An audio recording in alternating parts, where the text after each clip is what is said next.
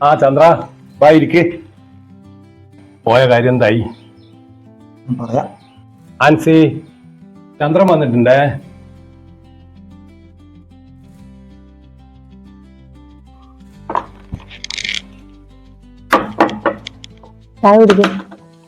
ചന്ദ്ര ചായ കുടി.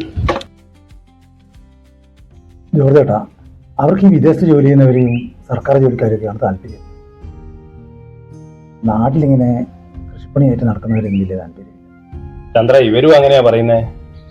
ഇവന്റെ താഴെയുള്ള രണ്ടാളും കല്യാണവും കഴിഞ്ഞ് വിദേശത്ത് ജോലിയായിട്ട് സെറ്റപ്പായി. ഇവൻ ഈ കൃഷിപ്പണി എന്നും പറഞ്ഞ് ഇതിലെ ഇങ്ങനെ തേരാപ്പാര നടന്നിട്ട് ഒരു കല്യാണവും ശരിയാകുന്നില്ല. എന്നാ ഇപ്പൊ ചെയ്യുക? ഇവന് പഠിപ്പും വിവരം ഉണ്ടായിട്ട് എന്നാ വേണ്ടേ? ഇവൻ ഈ നാടും വീടും വിട്ട് എങ്ങും പോവില്ല.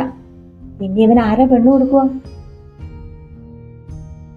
അമ്മച്ചി, ഈ നാടും വീടും വിട്ട് എനിക്ക് വിദേശത്തേക്ക് പോകാൻ അറിയായിട്ടല്ല.